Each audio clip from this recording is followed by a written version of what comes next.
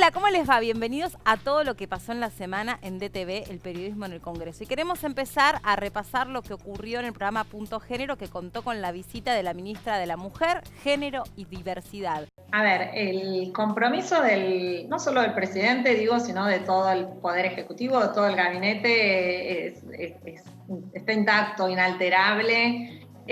Nosotros estamos convencidos que se trata de una cuestión de primer orden. Todos los días hay que recordar que tenemos víctimas fatales, mujeres que mueren por abortos clandestinos. Lo cierto es que lo que estamos esperando es que se den las condiciones necesarias para poder dar esta discusión, que es una discusión fundamental para nosotras, en el Congreso. Y en este sentido decimos, como nosotros entendemos que se trata de un proyecto en clave de salud pública, hay que decir que necesitamos centralmente que los funcionarios, los más altos funcionarios, las más altas funcionarias del Ministerio de Salud estén con posibilidad de ir a dar este debate, tanto en la Cámara de Diputados y Diputadas como en la Cámara de Senadores y Senadoras. Estamos esperando que las condiciones sanitarias y el COVID empiecen a darnos un poco de respiro, cosa que no está sucediendo, y que la realidad es que saber cuándo va a suceder es muy difícil de preverlo. Esto nos está pasando a nivel mundial, no solamente a nosotras. Y mientras tanto también creemos que estamos tras el aseguramiento, porque hay un punto que nos parece importante, es que nosotros no es que solamente queremos enviar el proyecto, como sucedió, por ejemplo, en el gobierno anterior, y desentendernos del trámite del proyecto y sobre todo el resultado del proyecto. Nosotros queremos que este proyecto se convierta en ley, es una decisión nuestra. Por lo tanto, tenemos que tener asegurado, primero, las condiciones para el debate y, segundo, las condiciones para obtener los votos necesarios para conseguir la sanción de la ley. No podemos asegurar, y no es que no podemos asegurar porque no querramos decirlo, sino porque es muy difícil asegurar cuáles van a ser las condiciones de acá a los próximos 2-3 meses. Entendemos que si esas condiciones están dadas, lo vamos a estar enviando, y si no están dadas, obviamente estamos viviendo una pandemia mundial que nos atraviesa la vida en todos los ámbitos y en todos los sentidos.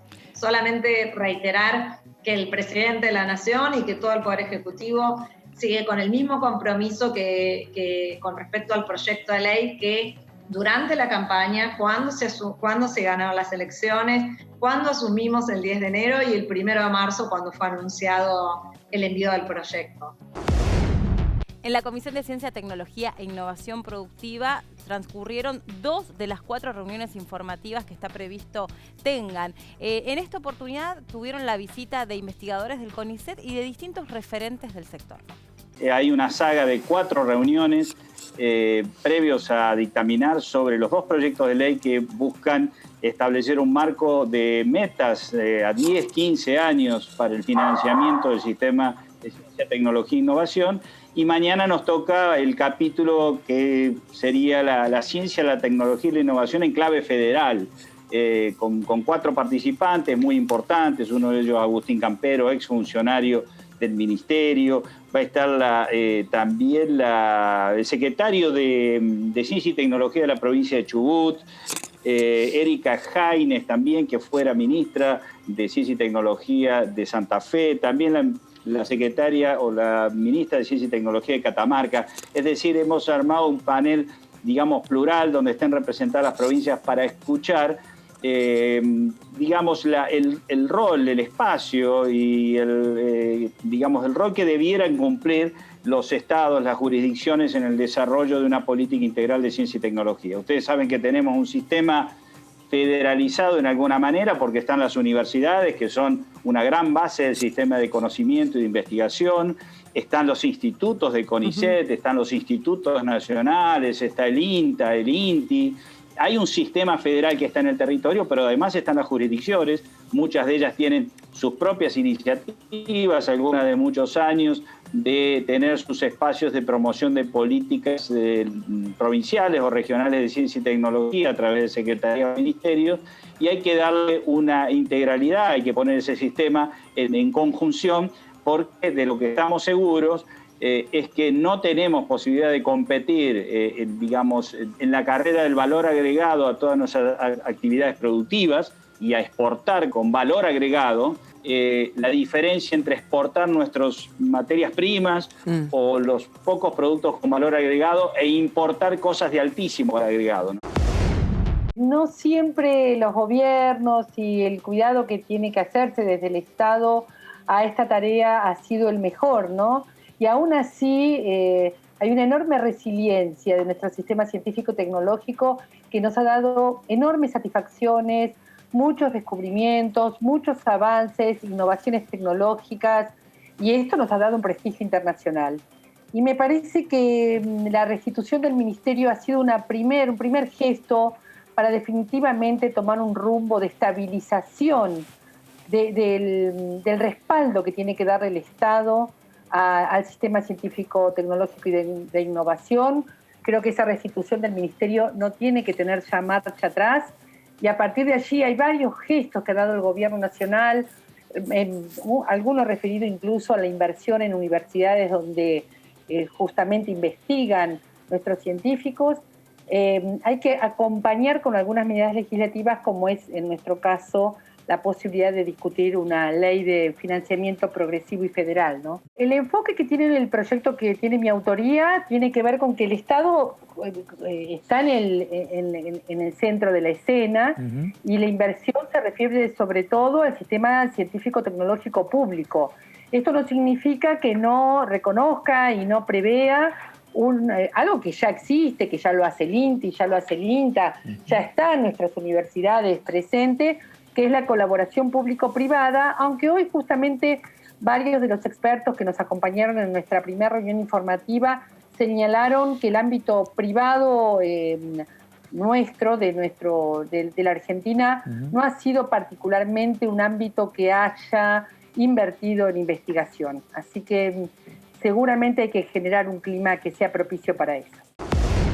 Fue una muy buena reunión de carácter informativo, donde nosotros coincidimos en la regulación asimétrica, porque obviamente de los aproximadamente 14 millones de hogares que existen en la República Argentina, aproximadamente 5 millones no poseen conectividad.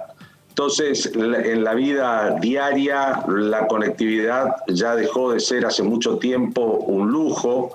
Hay un montón de cosas y está bueno que así suceda. Nosotros coincidimos con que la regulación asimétrica favorece que la conectividad llegue al 100% de los hogares argentinos, y esta parte de los servicios de comunicación generalmente está a cargo de cooperativas de servicios, porque por las distancias y la baja densidad habitacional, a las grandes empresas por ahí no les resulta atractivo, no les resulta rentable la inversión en esos sectores. Por lo tanto, la regulación asimétrica es una medida que tiende a compensar y a favorecer a que más argentinos estén conectados. Pero por supuesto, lo ideal sería que el 100% de los argentinos cuenten con conectividad, y en aquellos lugares donde no le es rentable a las empresas privadas, la presencia del Estado, la presencia de este tipo de mecanismos de regulación asimétrica permite que otros sectores de la economía puedan intervenir y proporcionar un servicio que hoy es prácticamente esencial para desarrollar cualquier tipo de actividad. Bueno, la idea justamente nos hemos planteado 4 reuniones informativas para trabajar el tema de financiamiento del sistema de ciencia y técnica, y 2 proyectos, uno presentado por la diputada Bernaza de nuestro bloque Frente de Todos, y otro de Juntos por el Cambio.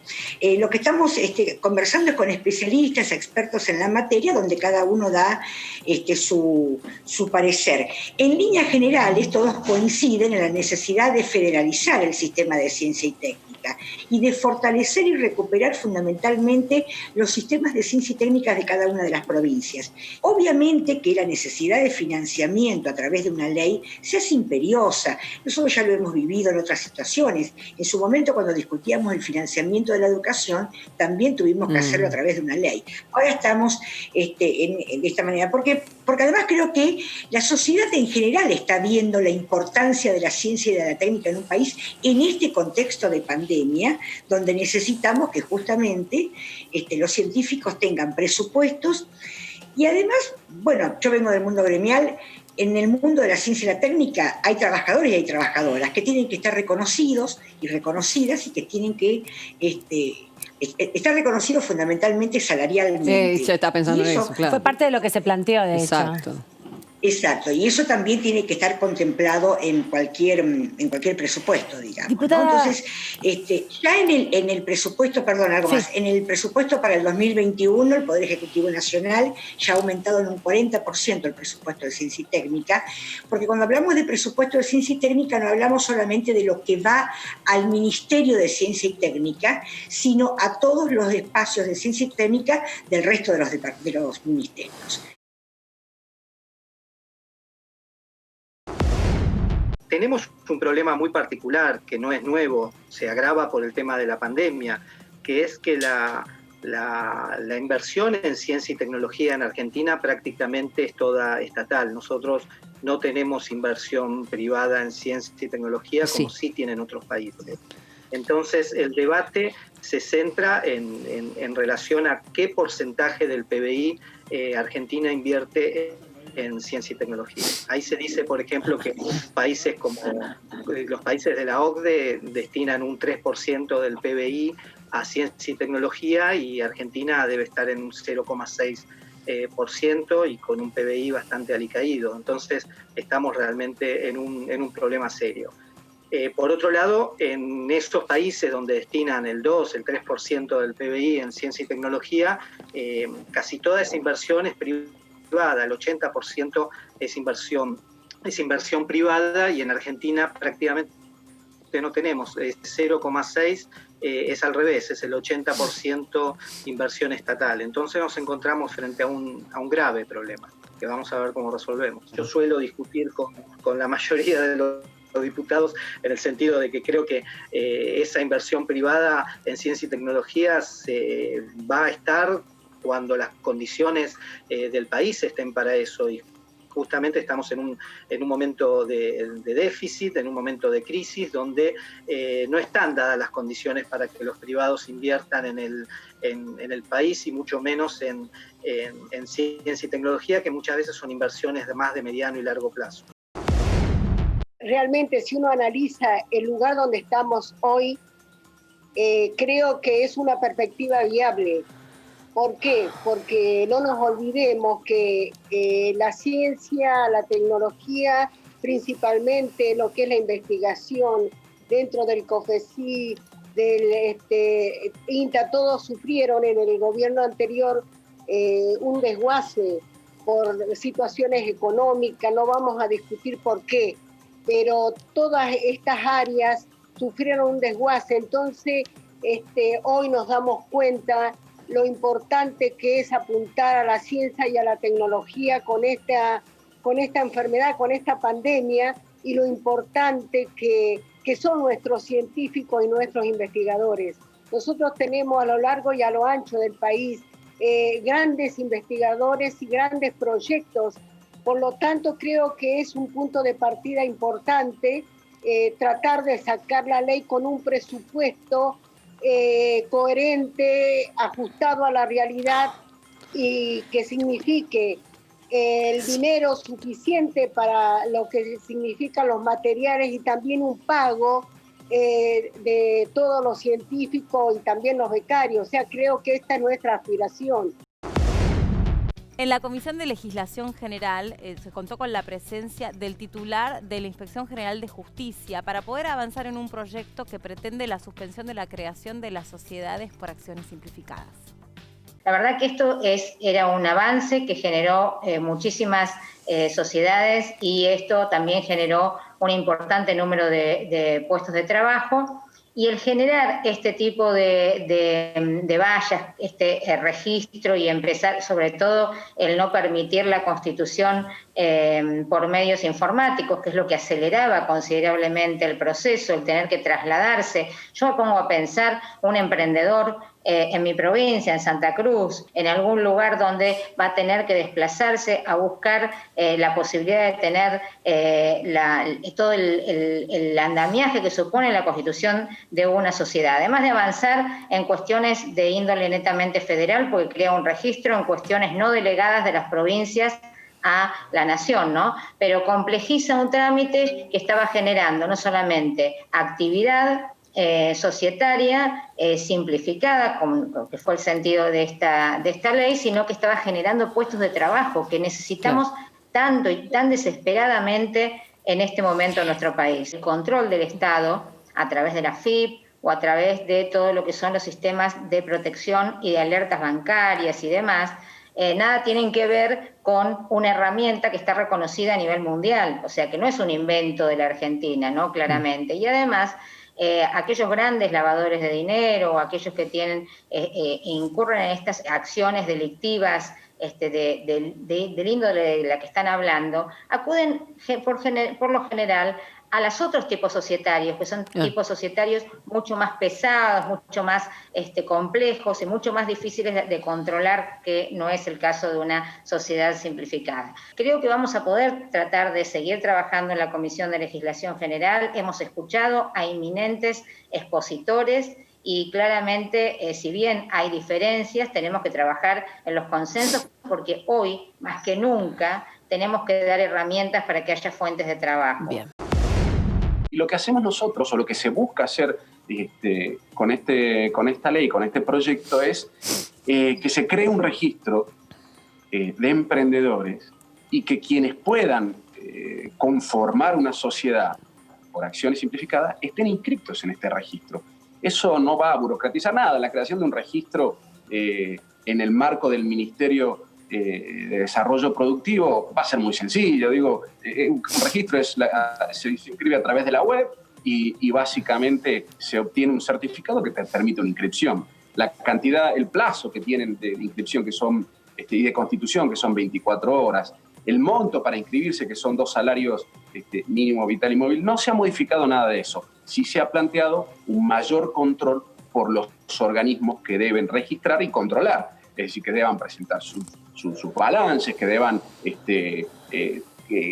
básicamente justificar la propia inscripción. Por eso digo que la reforma que se pretende hacer no es burocratizar más, no va a significar mayores trámites engorrosos, sino solamente aclarar, generar mayores condiciones de control y además que existe un registro para emprendedores. Pero además hay que tener en cuenta otra cosa. Cuando habla de suspensión de inscripción de SAS, solamente se refiere a lo que tiene que ver con la jurisdicción de la IGJ, de la Inspección General de Justicia. Sí. Y eso es en la ciudad autónoma, pero en las distintas provincias del país, estas sociedades se inscriben o en los registros públicos, es decir, en los registros públicos que pueden ser judiciales, muchas veces se trata de jueces de registro, o organismos administrativos, como sucede aquí en Salta, por ejemplo, donde hay una Dirección General de Personas Jurídicas donde se inscriben. Es decir, corresponde a la competencia de cada provincia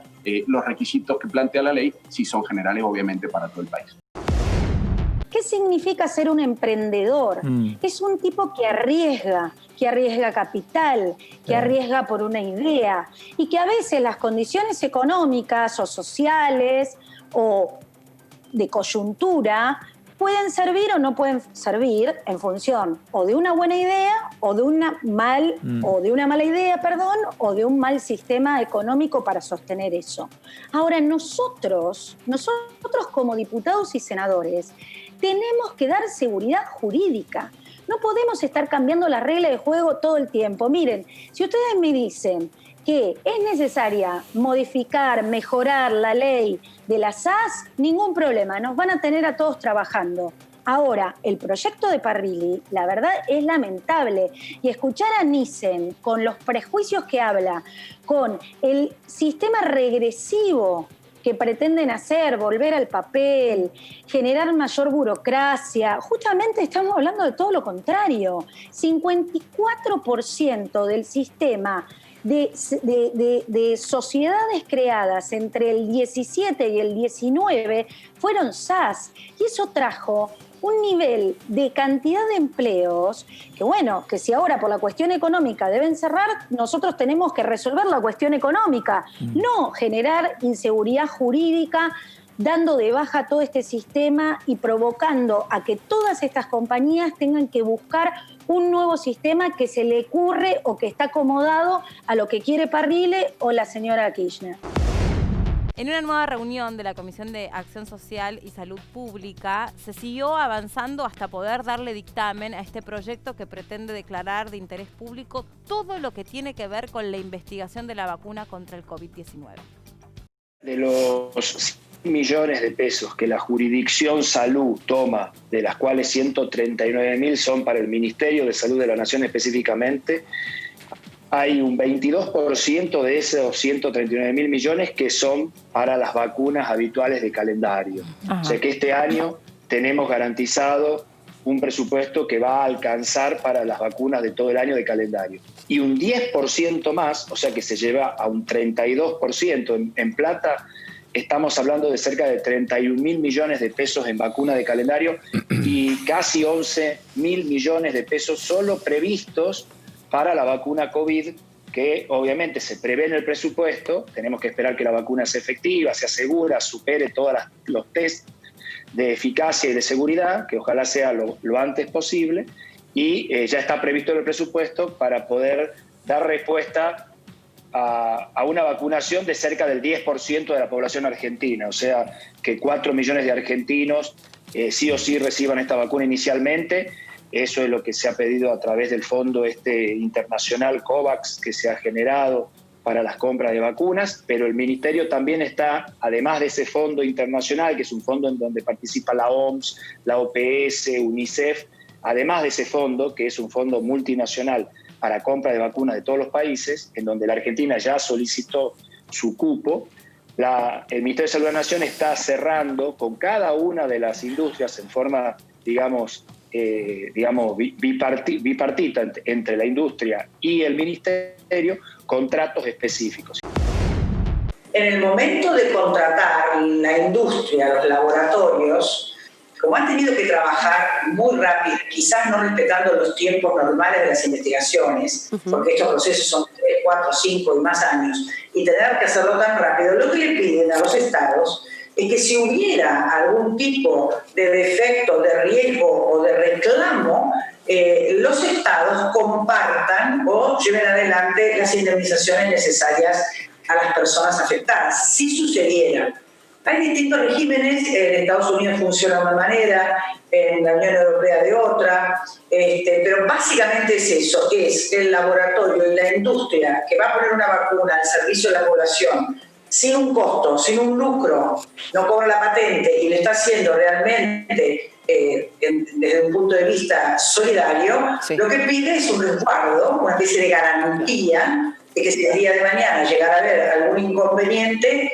alguien lo acompañe en esa indemnización. Y el otro tema complejo también es el cambio del lugar en donde vos vas a ir a dirimir el tribunal, es decir, que salga de la Argentina y que probablemente se lleve, como se ha hecho con la deuda y con demás, pero nunca se ha hecho con la compra de... Esto es muy nuevo, esto es muy nuevo, es todo diferente. Entonces también tenemos que tener en cuenta que está el mundo queriendo comprar y entonces por eso también, entre comillas, es la premura, porque de alguna manera te tenés que sentar a negociar uno con uno y como muy bien dijo Karin cuando arrancó, que la estaba escuchando, la vacuna hoy no existe, la vacuna hoy está en desarrollo. Así que no sabemos a cuál vacuna vamos a inclinarnos. Sabemos que hay un consorcio que se llama COVAX, que es, por ejemplo, con quien compra Uruguay y con quien compra Chile, en donde creemos que se va a comprar hasta el 10% de lo que necesite para nuestra población. Pero seguramente tengamos que comprar a otros laboratorios, a otras empresas en el mundo entero.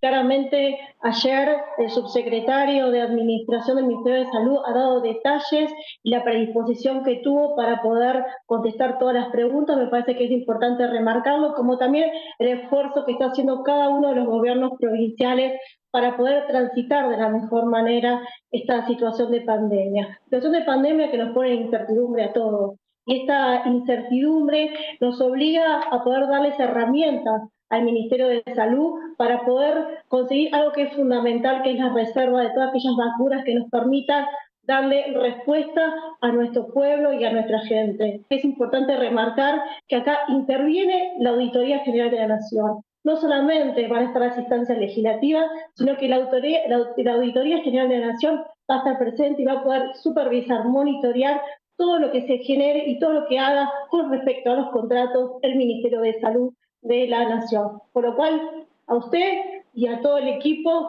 el esfuerzo y la dedicación, porque un tema tan importante no podía salir sin un acuerdo total de cada una de las fuerzas políticas.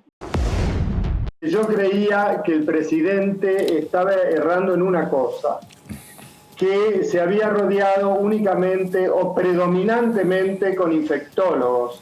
Y acá había que rodearse con sociólogos, con especialistas en población, con especialistas en movimientos humanos, en traslaciones humanas, porque el infectólogo no da la clave global del problema. El infectólogo da una parte importantísima, sin duda, de la clave. Claro. Pero había que ver el impacto social, el impacto a corto plazo, a mediano plazo, a largo plazo. Sí. Yo me voy a retrotraer porque los estaba escuchando atentamente. La Organización Mundial de la Salud definió hace muchas décadas que salud no es la ausencia de enfermedad. Salud es el equilibrio biológico, psicológico y social de un individuo. Ese es el estado de salud. Es lo que dice. Claro. O sea que salud no es no tengo el virus. Claro. Salud es que mínimamente yo me siento equilibrado, que no entro en depresión, que no estoy angustiado, que puedo trabajar, que puedo circular. Todo eso es parte de la salud. Todas esas cosas, un tema era ponerlas en suspenso, abrir un corchete y guardarlas durante 15 días, durante un mes. Otra cosa muy distinta es poner todas esas actividades que hacen al ser humano en un limbo por 5 o 6 meses. Es imposible pedirle a una población que viva de esa manera, salvo en una situación muy forzada y bajo un estrés muy grave. Nos pusimos a desarrollar un test para la detección de anticuerpos anti-COVID en pacientes ambulatorios. De alguna forma es, tecnológicamente hablando, un pariente del primero que salió, del grupo de Gamarnik, del COVID-AR, en el sentido de que detecta anticuerpos en sangre. La diferencia fundamental es que este test que nosotros estamos desarrollando se puede hacer en la calle o en lugares, digamos, en la línea del frente, llamémosle así, en lugar de necesitar de una infraestructura hospitalaria o de laboratorio como es el test de ELISA, que es el primero que salió. Eso le representa una ventaja a este test frente a los otros, si bien pierde sensibilidad estos test frente a los de laboratorio. Cada cual obviamente tiene sus pros y sus contras. Bueno, luego llevamos ya casi 4 meses, el 1 de mayo empezamos con la parte experimental. Estamos ya prácticamente a punto de salir a las etapas previas de producción, así que nos queda en la próxima semana ya hacer el lote piloto para hacer las pruebas de sensibilidad y la validación del producto en las condiciones de producción de línea, y con eso ir al registro en ANMAT como para poder empezar a producir. Así que suponemos que si todo va bien, para pasada la mitad de octubre, estaríamos ya en condiciones de empezar a producir estas tiras. La situación en la que actualmente nos encontramos como todos ustedes saben, muy particular, muy excepcional, por lo que ha significado la pandemia, por la evolución que ha tenido la pandemia, por la extensión que tiene la pandemia y alguna reunión que tuvimos hace algunos meses donde la vacuna parecía un escenario extenso, incluso contra los picos, hoy prácticamente se están superponiendo. Existe una amplia variedad de proveedores o de desarrolladores de la vacuna. La vacuna no existe, me parece que es un punto muy importante en este momento porque eso hace una diferencia significativa. No existe la vacuna, lo que existen son diferentes desarrollos de vacunas en diferentes fases de investigación clínica, algunas más avanzadas.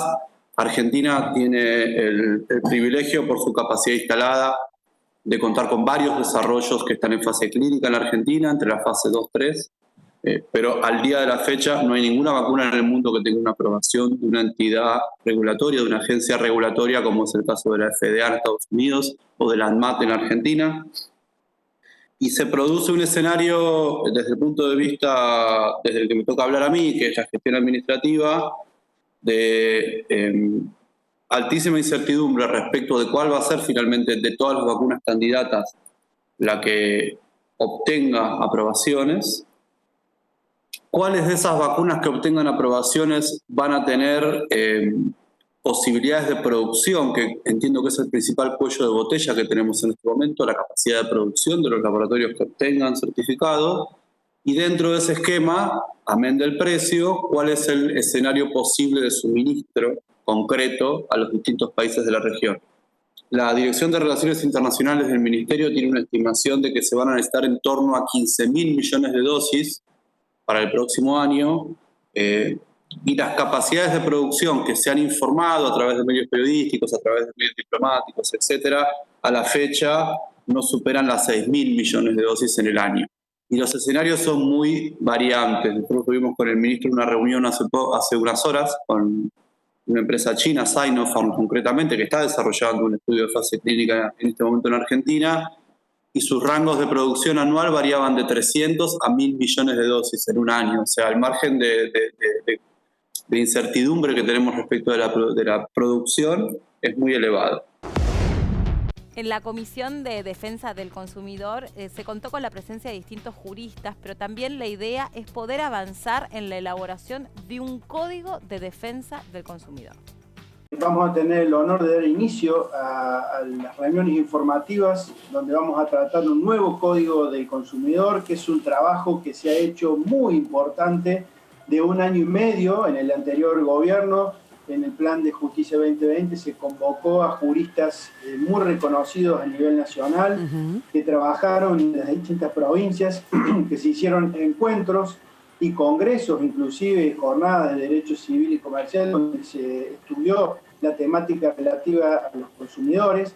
Y ese anteproyecto se había presentado en la Cámara de Senadores el año pasado, tuvo 1 o 2 reuniones solamente, y a nosotros nos pareció importante iniciarlo en la Cámara de Diputados para poder avanzar. En definitiva, es ni más ni menos que uno de los códigos que va a ser vanguardia en el mundo, así como lo fue en su momento la Ley de Defensa del Consumidor en Argentina, allá por el año 93. Han pasado casualmente 27 años, se han realizado algunas modificaciones, algunos parches a esa Ley de Defensa del Consumidor, pero esto es un código que lo resistematiza, son 186 artículos y trata temas muy, muy importantes como la vulnerabilidad agravada, como el acceso al consumo, como la contratación electrónica, como el sobreendeudamiento, como el pagaré de consumo, en definitiva el fortalecimiento de las asociaciones de consumidores. Así que bueno, vamos a escuchar a los expertos. Sabemos también que el Frente de Todos ha iniciado también en el día de ayer un código de consumidor muy parecido a este que hemos presentado nosotros hace 3 meses. Así que vamos a darle un tratamiento con reuniones informativas y luego poder avanzar ya en el debate propio de los diputados para que tengamos un nuevo código de defensa del consumidor que realmente va a ser un orgullo para todos los argentinos. Uno busca a través de una normativa de estas características, que es más allá de una ley, es un código que tenga cierta perdurabilidad en el tiempo y que enumere, tenga presente, como hoy uno de los expositores que nos visitaron, la doctora Capaz y el doctor Soso, hizo un raconto de una docena de principios que están contemplados en el proyecto, pero lo que decía que fundamentalmente la idea de poder alcanzar rápidamente un consenso entre los proyectos presentados, que yo creo que es viable, ya les digo, sin haberme adentrado a la presentación del proyecto de los legisladores del oficialismo, por lo que uno conoce y la información que manejamos, hay un eje central que es común. Por un lado, el principio de prevención. Es decir, nosotros tenemos que prever las situaciones que se pudieran dar particularmente a través de este uso, en el caso de las entidades financieras, de uso del home banking,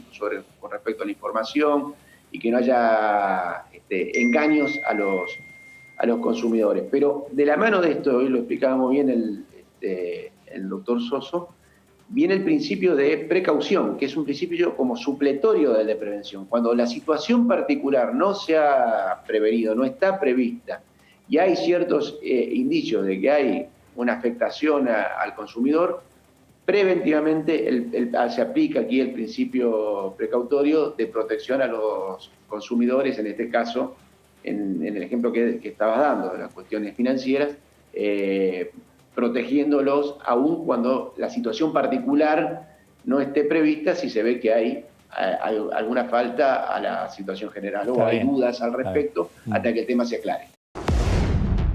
En la Comisión Conjunta de Finanzas y Comercio se empezó a trabajar para poder darle mayor liquidez a las pequeñas y medianas empresas, como a través de un proyecto de ley que pretende que las compras con tarjeta de débito tengan una resolución inmediata para los comercios. Yo creo que es un proyecto muy simple, fácil de explicar. Es simplemente lograr que la acreditación sea en forma inmediata para los comercios en todo lo que sea las compras que se hacen con tarjeta de débito. Estuvimos en contacto con más de 250 cámaras entre todo el territorio del país y la verdad que hemos recibido todo el apoyo y lo han visto con buenos ojos este proyecto y lo hemos trabajado desde esa mirada. Ayer tuvimos la primera reunión en la Comisión de Finanzas y de Comercio y bueno, también se pudieron expresar las distintas organizaciones de las cámaras, las distintas cámaras y bueno, y coincidimos, ¿no?, que es una operación que tiene que, mediante esta ley, poder corregirse y que lograr, por supuesto, la inmediatez de lo que es la acreditación para los comerciantes. El sistema financiero, el año pasado tuvieron ganancia cerca del 200%, es decir, y en lo que va del año, si bien no están ganando lo mismo que el año pasado, pero también tienen ganancia. Es decir, es el rubro que más ganancia ha tenido y siempre ganan, a pesar de cualquier situación adversa que pueda tener el país, siempre ganan. Entonces, en este caso, bueno, le decimos que de alguna manera ni siquiera decirle hacerle el esfuerzo, porque no es el dinero de ellos, es el dinero de los comerciantes. Claro, es decir, lo que tienen que hacer es acreditar en forma inmediata y que los comercios puedan obtener esos fondos a los fines de poder seguir trabajando, que son los que mueven y motorizan la economía de todos los lugares. Se ha intensificado el uso de los plásticos, como se denominan. La tarjeta de débito, digo, conceptualmente es muy importante que cada vez más ciudadanos puedan utilizarlo y por lo tanto me parece más que oportuno que estemos tratando de ajustar los mecanismos para que los comerciantes y fundamentalmente los pequeños comerciantes puedan cobrar en tiempo y forma, que tiene que ser inmediatamente. Me parece que hay cambios que tienen que llegar, que han venido para quedarse. La masividad también de la utilización de estas herramientas es algo que nos sorprende día a día. Explicaban los representantes de la Confederación General Almacenera de la provincia de Buenos Aires que ellos los almacenes de barrio han pasado de utilizar un 35% a un 65% el pago mediante plástico, mediante tarjeta de débito. Así que yo creo que es más que oportuno que estemos tratando estas leyes. Hay dos iniciativas que están presentadas, es más, hay algunas más pero me parece que tienen que ver con los tiempos de débito y bueno, después algunos otros con los costos, que significa la tarjeta de crédito, también con los plazos. En lo personal, nosotros hay algunos temas que en el bloque no lo hemos discutido, pero yo creo que nosotros tenemos que incorporar todos estos mecanismos, tenemos que dar elementos para que se puedan agilizar, para que razonablemente nadie se aproveche de esta situación. Comentaban algunos comerciantes que ellos demoran hasta 6 días en cobrar en una tarjeta de débito, cuando a los usuarios se los debita de manera inmediata, automática. Así que, bueno, creo que una ley va a ayudar. Me parece bien que escuchemos también a los emisores de la tarjeta, etcétera, pero es un tema interesante. ¿Cuál es el problema que tienen? Que el comercio minorista, el más chico, no se le acredita inmediatamente el importe de la compra. Es decir, usted entrega la mercadería, le entra el débito, pero el crédito demora 48 horas a veces, y se agarra un feriado, suponete va un viernes. Son hábiles, claro. Va un feriado, sábado, domingo, y el lunes feriado, supóngase de esos feriados puente, le demora 5 o 6 días en ingresar el dinero. En los estacioneros estuvo la Confederación de Federaciones de las Estaciones de Servicio de todo el país. Esto le trae un perjuicio también, porque el combustible hay que pagarlo. Además, es decir, esto se da en una mezcla de aumento de las operaciones que conviene incluso porque está establecido por ley que te permitan usar la tarjeta de débito o la obligación de usar la tarjeta de débito. Está bien, eso hace que se blanquee un poco más la economía y es lógico, está bien, pero el comercio minorista eso lo obliga y le hace contraer obligaciones fiscales que a lo mejor lo estaba tomando o no tomando, pero se le demora la acreditación. Si esto agrega, que esto ha agregado costo, que se está hablando con las tarjetas de crédito, que es otro tema, el proyecto es solamente tarjeta de débito, en la que tiene el costo del POSNE, en la que tenés el otro costo que agregás cuando tenés ventas que bajaron, porque la caída de actividad es, esto que aparece como un problemita, se transforma en un problema grande.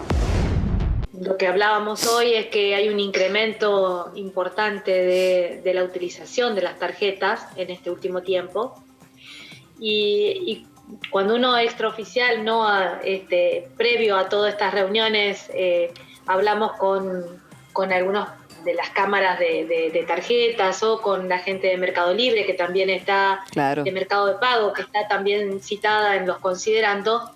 Ellos manifiestan que hay algunas trabas en cuanto al funcionamiento, que por eso está bueno que los escuchemos a todos, y que a veces no es lo mismo cuando es tarjeta o es código QR, que la acreditación es diferente. Lo del código QR no está contemplado en el proyecto de ley que estábamos tratando en este momento. De todas maneras, al momento de que empecemos a tratar la letra del proyecto, creo que lo deberíamos agregar. Y también tratar. En este momento el proyecto que fue presentado por el diputado Ponce no lo prevé. La intención es que en estos momentos donde estamos pasando momentos difíciles y en todo momento, el comerciante y sobre todo el comerciante de barrio, que es quizás el que no tiene tanta espalda para tenga el dinero, para poder soportar la financiación, pueda tener una respuesta mucho más rápida de aquella persona que va y compra y paga con su tarjeta de débito, porque la persona que paga con su tarjeta de débito se le está descontando en ese momento. Desde la Comisión de Asuntos Cooperativos, Mutuales y ONG se siguió trabajando para una mayor economía social, poniendo el foco en los servicios públicos. La idea de esta jornada surge intercambiando algunas llamadas telefónicas con distintos prestadores del sector cooperativo a través del dictado del DNU del 690 del año 2020, que efectivamente en agosto comenzó su implementación, se dictó, y la idea es analizar el impacto efectivamente que tiene en este sector, en este universo especialmente. Entendiendo que este DNU, por supuesto, trajo el restablecimiento de un marco regulatorio para los servicios de las tecnologías de la información, dota de carácter de servicio público en competencia a la televisión, internet y telefonía móvil. Esto, por supuesto, que implica una mayor injerencia estatal, no solamente en el control de la prestación, sino también de los precios. Todo aumento debe ser autorizado y debe ser informado, buscando con esto precios justos y razonables que permitan cubrir los costos de la explotación. Y también establece el congelamiento de tarifas hacia el año, todo lo que es el año hasta diciembre del 2020. Todo esto fundado efectivamente en la garantía de la accesibilidad para los ciudadanos, ya sea de educación, de comunicación, de entretenimiento, de información en el marco del COVID.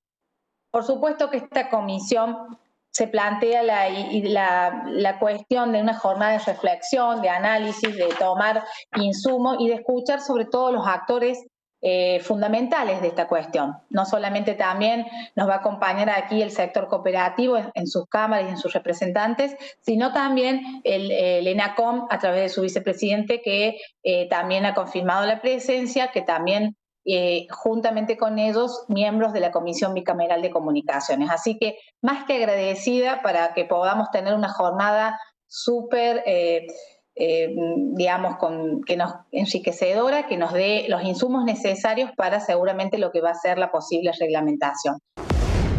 El decreto 690-2020 declaró servicios públicos esenciales y estratégicos en competencia a la telefonía celular y fija, internet y la televisión paga, y también dispuso suspender cualquier aumento de precio hasta el 31 de diciembre. El decreto procura un alivio en términos económicos en beneficio de los sectores de la población más vulnerable, cuyos ingresos se han deteriorado por las políticas implementadas con la gestión anterior, situación agravada por la pandemia, pero además ha tenido en mira restablecer y garantizar el derecho de acceso de toda la población a los servicios vinculados con la tecnología de la información y las comunicaciones. La pandemia demostró la importancia que los servicios de tecnología de la información y las comunicaciones tienen en nuestra vida. Son el puente para trabajar, preservar la salud, la educación, el desarrollo económico, y también ayudan a reinventar la forma de vincularse con los seres queridos. El paso siguiente será arribar a una regulación asimétrica que atienda a las cuestiones específicas del sector cooperativo y PYME, a la que necesariamente corresponde dar un tratamiento diferenciado respecto de los grandes operadores del sector, porque las cooperativas son los que cubren las zonas que no son atractivas para el mercado y que en muchos casos esas zonas geográficas tienen conexión gracias al trabajo de ARSAC, de la PYME y de las cooperativas del dinámico sector TIC. En ese sentido, creemos que las reuniones mantenidas con las cámaras que nuclean a las cooperativas del sector y el ENACOM, como autoridad de aplicación encargada de la reglamentación del decreto, son muestra de la voluntad política de avanzar en esa necesaria regulación asimétrica para el sector cooperativo. El Congreso sigue trabajando para buscar acuerdos que pretendan generar una nueva fórmula para establecer la movilidad jubilatoria. Nosotros sabemos que en las próximas semanas, probablemente dentro del próximo mes, va a ingresar el proyecto para tratar la nueva fórmula de la movilidad jubilatoria.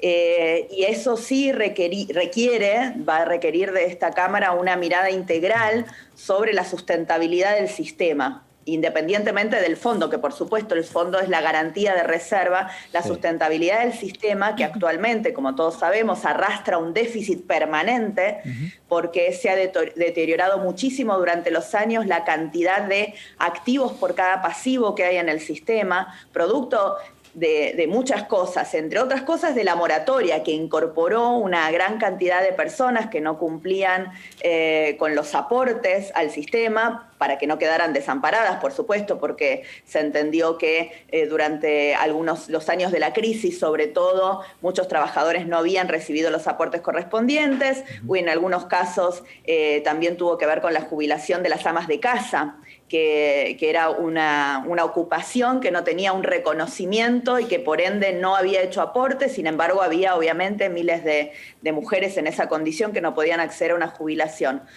Pero todas estas reformas que se fueron haciendo al sistema lo fueron volviendo más insustentable, y hoy es necesario, y eso es lo que está evaluando una comisión especial, que yo no integro, pero que sí integran otros representantes de Juntos por el Cambio junto con el oficialismo, para plantearnos una nueva fórmula, porque no nos olvidemos que hace un año, va a ser un año, a fin de este año, que la fórmula de movilidad jubilatoria está suspendida en la Argentina. Y esto es algo grave por el deterioro que sufren las jubilaciones, pero sobre todo porque la movilidad jubilatoria es una garantía constitucional. Después del informe que brindó el ministro de Economía, Martín Guzmán, en la Comisión de Presupuesto y Hacienda se escucharon distintas voces técnicas del Ministerio de Economía que también se ocuparon de responder preguntas de los diputados y las diputadas. Déjenme retrotraerme a lo que dijo el ministro Martín Guzmán el martes pasado cuando hizo la presentación del presupuesto. La idea con este presupuesto es construir un puente, ¿verdad?, entre la economía que tenemos y que enfrentamos ahora y la economía que queremos alcanzar, una economía estable. Este es el rol que nos proponemos con este presupuesto, insisto, como dice el ministro Martín Guzmán, de tranquilizar la economía. Consideramos entonces que este presupuesto es un pilar central de ese puente, de ese sendero y de este esquema de transición que estamos construyendo.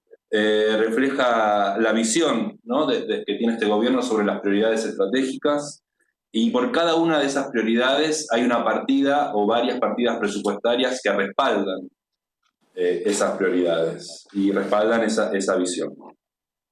Este presupuesto también ha sido mencionado por el ministro, pone el foco en la economía real, y pone el foco en la economía real como motor de la recuperación de la economía argentina. Bien es sabido que no hay estabilización posible sin recuperación de la economía, de la actividad, y déjenme agregar que no hay recuperación de la actividad económica sin un rol del Estado que acompañe y complemente también al sector privado. Hemos propuesto para hoy, señor presidente, una presentación cuyos contenidos están en consonancia con 3 documentos que ustedes ya han tenido en consideración. Quiero decir, el informe de avance de la formulación del presupuesto 2021, que fue remitido por el Poder Ejecutivo Nacional el día 30 de junio, próximo pasado. Luego, el mensaje que acompañó al proyecto de ley, luego ley de ampliación del presupuesto 2020, y por último, el mensaje que acompaña a este proyecto. En ese sentido, estos 3 documentos, en línea también con las declaraciones del Poder Ejecutivo, con la presentación de la semana pasada del señor ministro de Economía, básicamente tratan de mostrar 3 grandes ejes que confluyen y que de alguna manera contribuyen a delinear el formato, el contenido y los efectos que el Poder Ejecutivo Nacional persigue con este proyecto de ley de presupuesto sometido a consideración del Poder Legislativo. En primer lugar, y estos son los lineamientos de esta presentación, de la cual me siento muy complacido de hacer en el día de hoy y de compartir con esta comisión. Básicamente, estos documentos, decía, tratan de recordar, repasar el contexto macroeconómico, fiscal, social y básicamente de actividad con la que nos encontramos cuando nos hicimos cargo del gobierno el 10 de diciembre del año 2019. Este es un contexto macroeconómico que evidenciaba las consecuencias de los desequilibrios macroeconómicos, monetarios, cambiarios que caracterizaron ese momento, contexto que luego se vio tensionado cuando irrumpió la pandemia del COVID-19. Si tuviéramos que sintetizar lo que vemos de este programa financiero que nos vamos a presentar, yo enfatizaría 3 cuestiones. Creemos que es un programa financiero que es viable, creemos que es un programa financiero que es realista y también creemos que es un programa financiero que es muy prudente. Como explicó el ministro de Economía en su intervención la semana pasada y también recordará el Secretario de Política Económica, el ministro ha planteado la necesidad de construir un puente hacia una economía más tranquila y nosotros entendemos que este proyecto de ley de presupuesto es un primer puente. Y aquí hay una cuestión muy importante que es que el programa financiero atiende justamente a el mix de financiamiento que nosotros entendemos es asequible y macroeconómicamente prudente. Hoy el presidente de la Comisión citó un informe que hizo la Oficina de Presupuesto del Congreso, que es nuestro asesor técnico, digamos, y el propio informe de la Oficina de Presupuesto del Congreso habla de un impuesto, ¿no? O sea que si por ahí faltaba algo, creo que ya no queda más ninguna duda. Pero bueno, al margen. Nosotros presentamos un proyecto rechazando, pero al final, si usted, cuando tenga oportunidad de verlo al dictamen, va a ver que sugerimos una serie de propuestas, de pautas, en las cuales estamos dispuestos a colaborar, a trabajar juntos, y que tiene que ver con esto de buscar a los evasores en estos paraísos fiscales, con bienes no declarados, aquellos que son empresas de papel y que mueven grandes fortunas, que no pagan impuestos en la Argentina, que busquemos un sistema tributario que aliente el ahorro y la inversión y no que expulse el ahorro y la inversión que tanto necesitamos para volver a crecer. Bueno, en eso que bajemos el gasto público, no solamente busquemos ahorrar por el lado de aumentar los recursos, sino que tratemos de ahorrar bajando el gasto. Alguna vez en la Argentina tendremos que discutir si lo que se está gastando, que son cifras siderales, para el próximo año son más de 8 billones de pesos, lo previsto. Bueno, alguna vez tenemos que también ver qué pasa con el gasto público, si no se puede ahorrar ahí y no siempre seguir apretándole el torniquete a los que siempre están pagando los impuestos, que son los que tienen que generar empleo, desarrollar la actividad económica y le caemos siempre a los mismos que siempre pagan, digamos. Nuestro proyecto tiene una enorme adhesión pública. Todas las encuestas que se han hecho preguntando rondan del 70% para arriba de acompañamiento a la idea. Si quienes integran el Parlamento son fieles a la representación y al mandato que tienen, nosotros tendríamos que tener una amplísima mayoría acompañándonos. Si funcionan los esquemas de los bloques y la disciplina partidaria, es muy probable que gente que estaría dispuesta a acompañarnos quede sujeta a esa disciplina partidaria y no lo haga. Bueno, eso es parte del juego democrático. Si nosotros no somos capaces de lograr mayoría, el mejor proyecto se frustra. Muy bien. Porque no hay proyectos que puedan funcionar si no se logra mayoría. Ese es el juego de las instituciones, hay que aceptarlo así. Nosotros tenemos que lograr, cuando esos 2 diputados que no forman parte de la mayoría del oficialismo firman a favor y firman el dictamen, nosotros nos sentimos alentados porque entendemos que los sectores a los políticos a los que pertenecen están viendo con buenos ojos nuestro proyecto y están dispuestos a generar un acompañamiento. Claro. Si ese acompañamiento se logra, nosotros constituiremos las mayorías que necesitamos, si no, no las podremos constituir. Y si no logramos mayoría, no mayoría simple, tenemos que lograr 129 votos positivos. Es decir, necesitamos que una cantidad de diputados y diputadas que no son del oficialismo entiendan que este es un buen proyecto y estén dispuestos a apretar el botón correcto en el momento que el presidente los convoque a esa magna tarea que es la de definir por la afirmativa, por la negativa o por la abstención. Muchas gracias por haber estado ahí del otro lado, siguiendo de cerca todo lo que pasó en la semana en DTV, el periodismo en el Congreso. Te esperamos todos los días con nuestra programación en vivo y nos reencontramos la semana que viene. Chau.